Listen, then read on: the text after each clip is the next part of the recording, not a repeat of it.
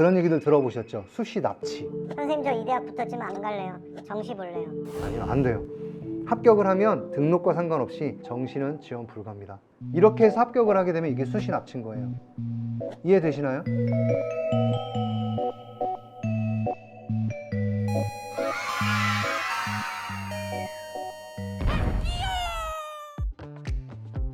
안녕하세요, 학기호 시청자 여러분. 저는 오늘 수시원서 접수 한 달을 앞두고 이제부터 여러분들에게 수시원서 접수 어떻게 해야 하는 것이 좋을까 꿀팁을 말씀해 드리려고 나왔습니다.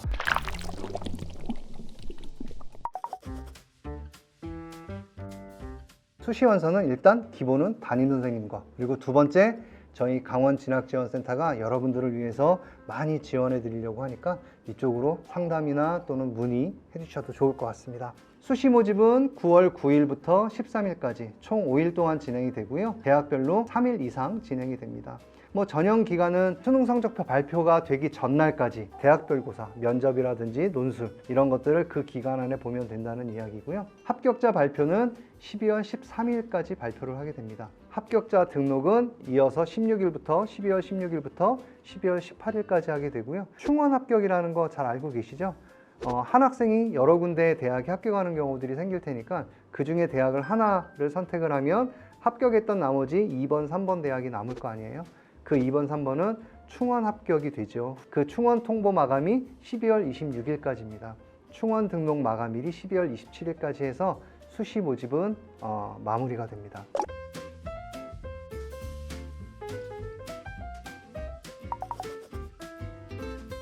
먼저 UA 어플라이, 진학사 어플라이. 일단 UA와 진학사 어플라이에 회원 가입을 하셔야 되고요. 대학 홈페이지에서 직접 받는 대학들도 있습니다. 공통원서 접수하셔야 돼요.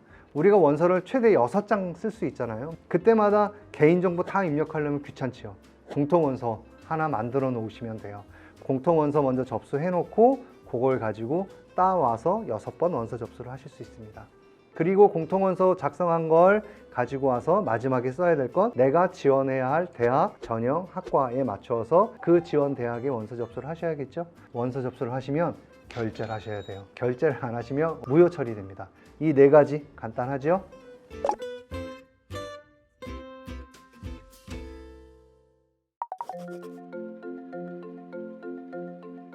자, 첫 번째, 여러분들을 가장 잘 알고 계시는 담임선생님과 충분하게 상담을 하십시오. 또 담임선생님은 여러분들하고 상담하기 위해서 존재하시는 분들이세요. 여러분들이 상담해 주세요 그러면 너무나 좋아하실 겁니다. 충분하게 상담을 했는데도 뭔가 조금 한 번 더 받아보고 싶어. 그러면 하실 때가 있죠. 강원특별자치도 교육청에서는 강원진학지원센터를 운영하고 있습니다.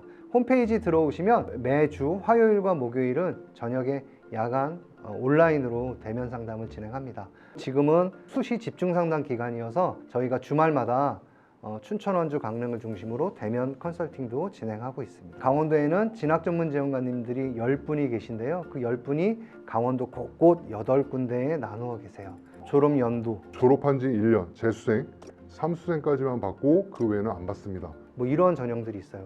그 다음에 고교 유형, 특목고라든지 자사고라든지 또는 특성화고등학교 이런 친구들은 지원이 제한되는 전형들이 있습니다. 그리고 전형별 지원 자격도 있어요. 농어촌 학생이라든지 또는 다문화 가정 학생이라든지 여러 가지 지원 자격별 전형도 있거든요. 여기에 되는지 안 되는지도 잘 보셔야죠. 크게 수시에는 학생부 교과 전형, 학생부 종합 전형, 그다음에 논술 전형, 실기 실적 전형 이렇게 네 가지가 있죠. 그 네 가지 중에 나에게 유리한 전형이 무엇일지 고민해 보셔야 됩니다. 또 하나, 우리 강원도 학생들만 쓸 수 있는 지역 인재 전형이 있어요. 이거 굉장히 유리하겠죠. 여러분들은 그래도 복 받으신 분들이에요. 왜냐? 강원도가 학생 수는 좀 적고 4년제 대학은 생각보다 많습니다.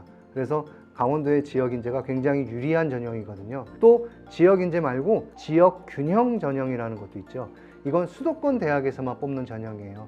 수도권 대학에서 전국에 있는 학생들을 지역에 맞추어서 균형 있게 뽑고자 보통 학교장 추천 전형 이렇게도 이야기하는데요. 나에게 유리한 전형이 무엇일지 보셔야겠죠. 특정 전형, 특정 학과에서는 수능 최저 학력 기준을 요구하는 대학들도 있죠. 내가 6월달, 9월달 모의평가를 통해서 이 수능 최저 등급이 내가 충족이 될 수 있을지 없을지 이것도 잘 판단하셔야 되고요. 그 다음에 경우에 따라서 특정 대학과 특정 학과 수능 필수 응시 과목이 있습니다. 수학에서 확통은 안 돼요. 미적과 기하만 돼요. 탐구에서도 사탐은 안 돼요. 과탐만 돼요. 그래서 반드시 확인해 보시고요. 그 다음에 대학별 원서 접수 마감일, 그러니까 대학마다 접수일 마감일이 달라요. 그러니까 이런 경우 놓치면 큰일 나죠. 원서 접수 마감일도 확인해 보셔야 되고요. 대학별 고사 일정도 반드시 확인하셔야 돼요. 원서를 A 대학, B 대학에 넣었는데 그 두 대학의 면접일이 동일해요. 그러니까 이런 것도 잘 확인해 보셔야 됩니다.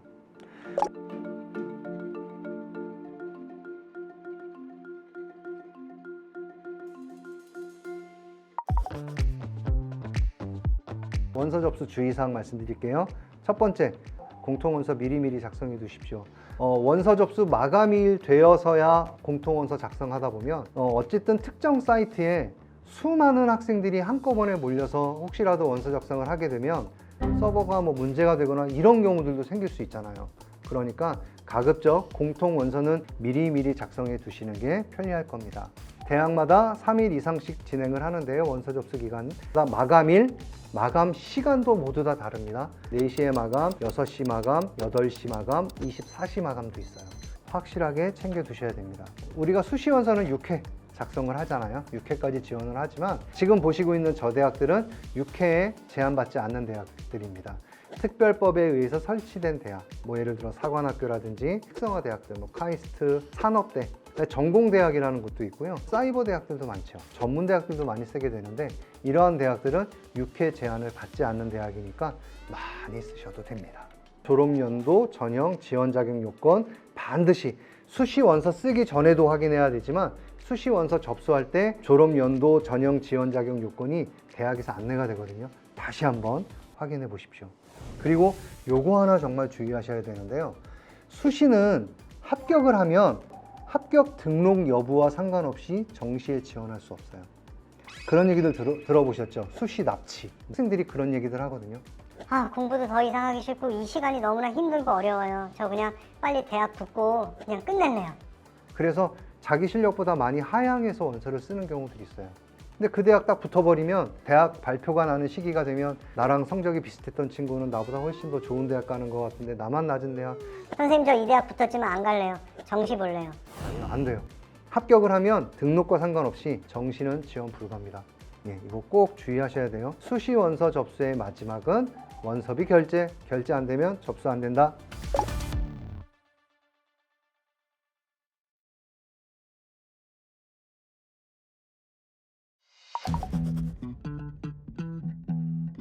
자, 4가지 말씀드릴게요. 첫 번째, 자신의 성향이나 목표에 따라서 수시원서 6회 작성하실 수 있습니다. 제가 저기 화면에 보면 2대 2대 2, 1대 2대 3, 5대 1대 0 뭐 이렇게 써놨죠. 보통의 친구들은 2대 2대 2 보통 이렇게 씁니다. 상향 2장, 안정적으로 2장, 그다음에 하향 2장. 저는 선생님 재수 불가입니다. 저는 올해 어떻게 해서든 끝낼 겁니다. 뭐 그런 친구들은 1대 2대 3 이렇게 쓰기도 해요. 상향 1장, 적정 수준으로 2장, 그 다음에 아예 하향 3장. 그래서 저는 이 하향 3장 중에 붙으면 여기 그냥 갈 거예요. 이런 친구들도 있겠죠. 또 한 친구는 뭐 이럴 수도 있겠죠. 재수 불사파 또는 자신의 내신 성적보다 모의고사 성적이 훨씬 더 좋은 친구들이에요. 그러면 수시에서 굳이 하향해서 쓸 필요 없죠. 이런 친구들은 상향 5장 또는 적정 1장 뭐 이렇게 쓰기도 합니다. 본인의 성향이라든지 목표에 따라서 이건 잘 결정하시면 될 것 같고요. 지원 자격에 따라서도. 근데 지원 자격이 있으면 있을수록 경쟁률이 조금 떨어지겠죠. 지원 자격에 따라서 누구나 다 지원할 수 있는 전형도 있을 거고 어떤 특별한 자격을 요구하는 전형들이 있을 거 아니에요. 이런 전형들은 아무래도 지원율이 조금 떨어집니다. 물론 이런 경우들은 뽑는 인원도 적어요. 그래서 겉으로 보기에는 경쟁률은 비슷하거나 조금 더 높아 보일 수 있지만 그래도 지원 자격이 걸려 있는 전형들이 조금 더 유리할 수 있다는 것 생각해 보시고요. 학생부와 모평 성적을 좀 기준으로 수시 원서를 쓰셔야 됩니다. 요즘은 대학마다 학종 평가 기준이 조금씩 달라요. 올해부터는 이제 크게 3가지로 좀 줄어들긴 했는데요. 제가 지원하고자 하는 대학의 평가 기준을 좀 보셔야 됩니다. 그래서 그 기준이 저와 어울리는지 좀 살펴보시고요.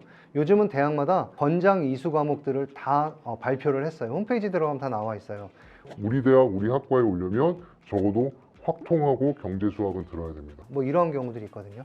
그러니까 물론 이게 권장 이수 과목이니까 그걸 안 들은다고 해서 떨어지는 건 아니에요. 하지만 권장 이수 과목을 들었다면 합격에 훨씬 더 유리해질 수 있겠죠. 그리고 내신 성적 6월, 9월 모평 성적도 한 번쯤은 고민해 보셔야 돼요.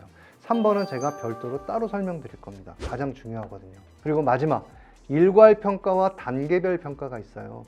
일괄 평가는 한 번 원서 내고 한 번 서류 내고 하면 끝나는 거예요. 1단계 평가로 끝나죠.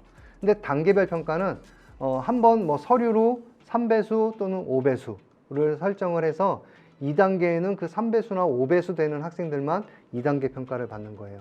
보통 단계별 평가는 대학별 고사를 설정해 놓은 대학들이 그렇습니다. 자, 그런데 저에게 일괄 평가가 유리할지 단계별 평가가 유리할지는 잘 고민해 보셔야 돼요. 선생님, 저는 면접에 좀 자신 있어요. 라고 이야기한다면 단계별 평가가 좋겠죠.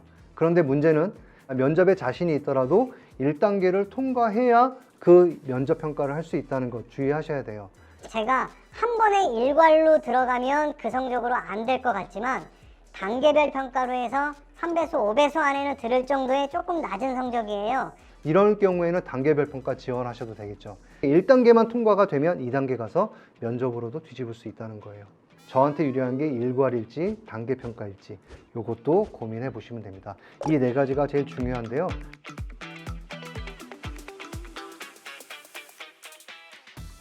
지금 가장 중요하게 봐야 될 게 3번입니다. 보통 수시 원서를 쓴다고 하면 내신 성적을 기준으로 해서 원서를 쓰거든요. 이거 정말 잘못된 거예요. 요즘 안타까운 소리가 많은데요. 모평을 볼 때 결석하는 친구들이 그렇게 많대요. 저는 수능이랑 상관없는데요. 이렇게 이야기를 한답니다. 자, 근데 제가 아까 뭐라 그랬냐면 지원 자격이 있으면 훨씬 더 유리한 전형으로 쓸 수 있다. 이렇게 말씀을 드렸죠. 그 지원 자격 중에 가장 큰 게 뭐냐면 수능 최저 등급이 걸려있는 전형이에요. 자신이 기존에 가지고 있는 내신 성적에 한 1, 2등급 정도 위의 대학까지도 지원을 해볼 수 있어요. 이거 굉장히 중요하거든요. 근데 왜 이 모평을 결석합니까? 6월, 9월 모평은 특히나 중요한데요. 수험생의 중간 점검 역할이에요. 이때 성적 갖고 막 고민하지 말고 중간 점검이다. 내가 부족한 게 뭔가. 이거를 좀 고민해 보셔야 되는데요. 특히 올해는 제가 지금 제일 걱정되는 게 N수생들이 올해 가장 많이 지원하는 해가 되지 않을까라는 생각이 들어요. 뭐 일단 의대 같은 경우 1,400명 가까이 증원이 됐기 때문에 6월 달이 처음으로 이 N수생들이 같이 들어와서 보는 시험입니다.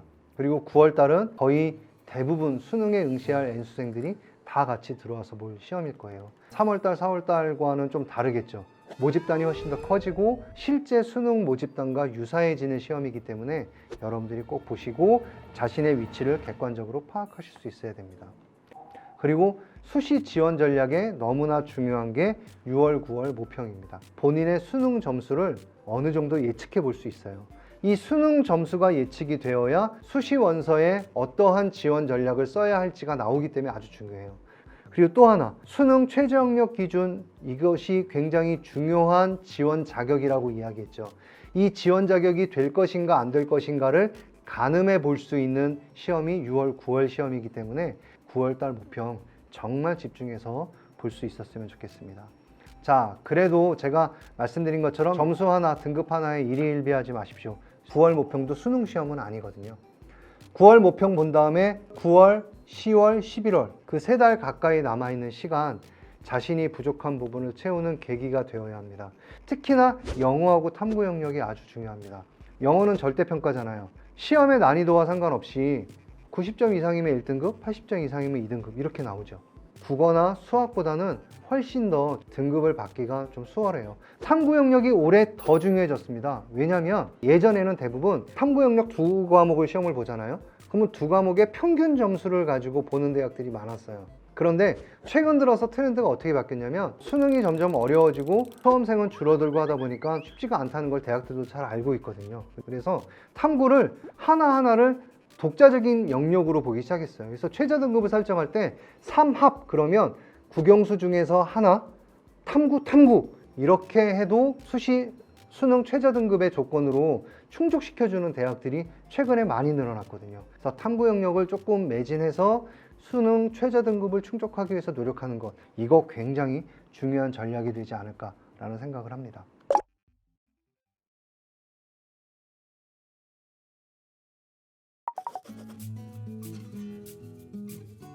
6월달, 9월달 모평을 봤죠.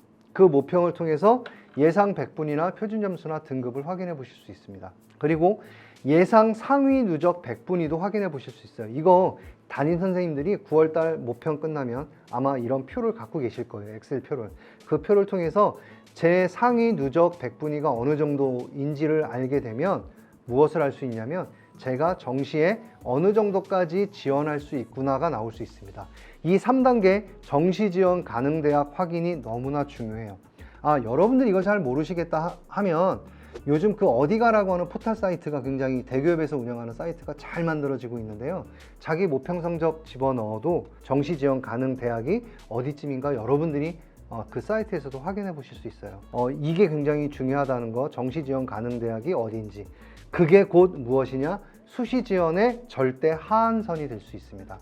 조금 더 쉽게 설명해 드릴게요. 이게 무슨 얘기냐면 지금 A라는 학생과 B라는 학생이 있습니다. 자, 두 학생의 내신 등급이 똑같아요. 수시를 지원할 수 있는 대학도 똑같을까요? 전혀 그렇지 않아요. 이것 때문에 그렇습니다. 6월달, 9월달 모의평가의 최저 등급이 어디냐에 따라서 지원할 수 있는 대학이 다르다는 거예요. A라고 하는 학생이 6월달, 9월달 모의평가 최저가 내가 받는 내신 등급보다 훨씬 더 높아요. 예를 들어서 지금 A, B 두 친구가 내신 성적이 지방에 있는 거점 국립대학을 갈 수 있을 정도의 성적이에요. 그런데 A라고 하는 친구는 6월달, 9월달 모평 최저를 보니까 정시로 수도권, 중위권 이상을 갈 수 있는 수능 성적이 예상된다라는 친구고요. B라고 하는 친구는 지방의 하위권 대학들을 지원할 수 있는 점수 정도밖에 안 된다라는 거예요. 그러면 A와 B의 친구는 6회 지원을 할 수 있는 대학의 최저 설정선이 달라지는 거죠. 이해되시나요? 내신 A 등급을 받는 친구는 수도권의 중위권 대학을 정시로도 충분히 갈 수 있는 성적이 나오기 때문에 굳이 수시에 내 성적에 맞는 지방 거점 국립대학의 원서를 넣을 필요가 없죠. 이렇게 해서 합격을 하게 되면 이게 수시 납치인 거예요. 이해되시나요? 뭐 5대 1대 0 이렇게 쓰는 친구들도 있다 그랬잖아요. A라는 친구들이 아마 이렇게 쓰셔야 될 친구들입니다. 그런데 성향에 따라 좀 다르다 그랬죠. 제가 6월달, 9월달 모의평가는 이렇게 잘 봤는데 선생님 저는 수능 가서는 정말 이렇게 안 나올 것 같아요. 저 너무 불안하고 힘들고 저 걱정이 많이 돼요. 이런 친구들은 조금 더 낮췄을 수도 있어요. 본인의 성적선까지는 낮췄을 수도 있겠죠. 그런데 저는 6월, 9월도 이만큼 나왔기 때문에 수능도 이만큼 나올 수 있는 자신이 있어요. 저 두세 달 동안 정말 열심히 해서 이만큼 볼 수 있게 만들 겁니다. 이런 자신이 있다면 굳이 지방 거점 국립대에 원서를 쓸 이유가 없죠. 그런데 B라고 하는 친구는 보세요. 지방 거점 국립대를 갈 수 있는 성적이긴 한데요. 내가 정시로 지원할 수 있는 대학은 지방의 하위권 대학이에요. 그럼 이 친구는 어디까지 써야 될까요? 그 지방의 하위권 대학의 바로 위에 있는 대학까지 써야겠죠. 내 내신 성적보다 조금 낮은 대학이지만 그 대학도 정시에서는 갈 수 없는 상황이 될 수 있기 때문에 그 위에 있는 성까지의 대학까지는 원서를 쓰셔야 한다는 거예요. 물론 B라고 하는 친구도 성향에 따라 이럴 수 있어요. 선생님, 저도 A처럼 남은 3달 미친 듯이 공부해서 성적 더 올릴 거예요. 그러면 이런 친구들은 굳이 내 성적 밑에까지 쓰진 않아도 돼요. 뭐 꼭 반드시 그렇게 쓰라는 건 아니니까요. 근데 보통 6월달, 9월달 모평의 성적 결과를 가지고 정시 지원선이 예측이 된다면 그 정시 지원선이 수시 원서 6회의 최하 하한 설정선이 된다는 겁니다. 이렇게 수시 6회 원서는 쓰셔야 하는 겁니다.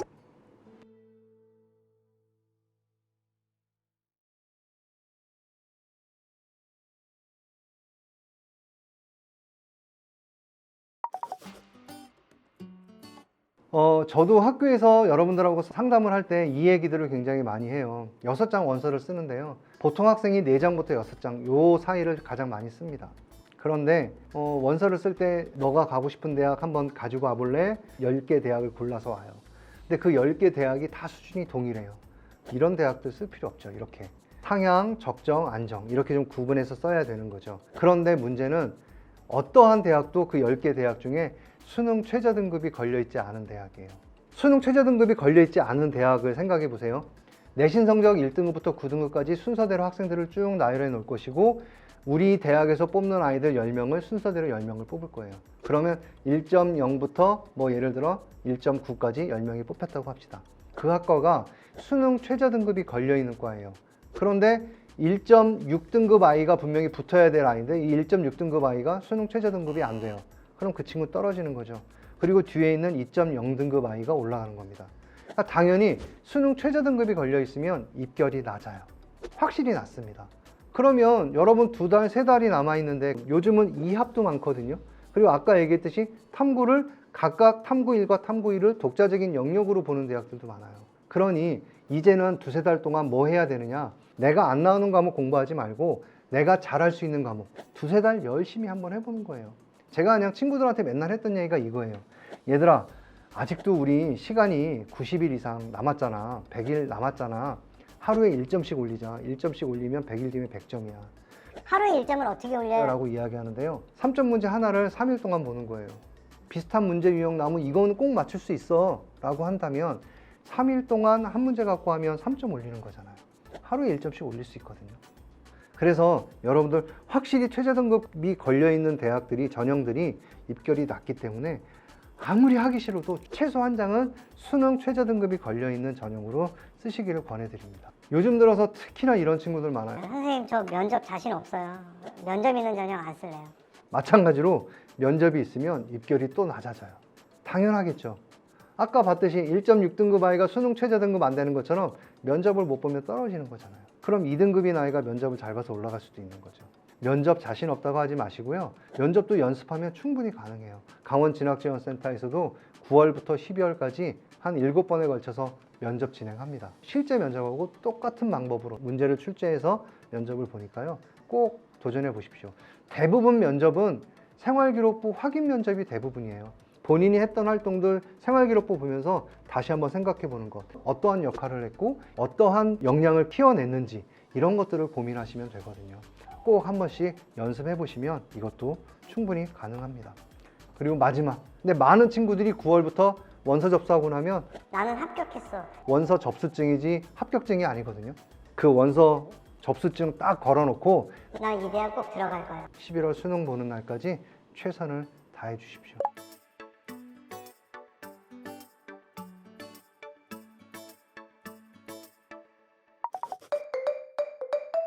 네, 저희 강원진학지원센터는 언제나 2, 5학번이 될 강원 수험생들의 합격을 기원합니다.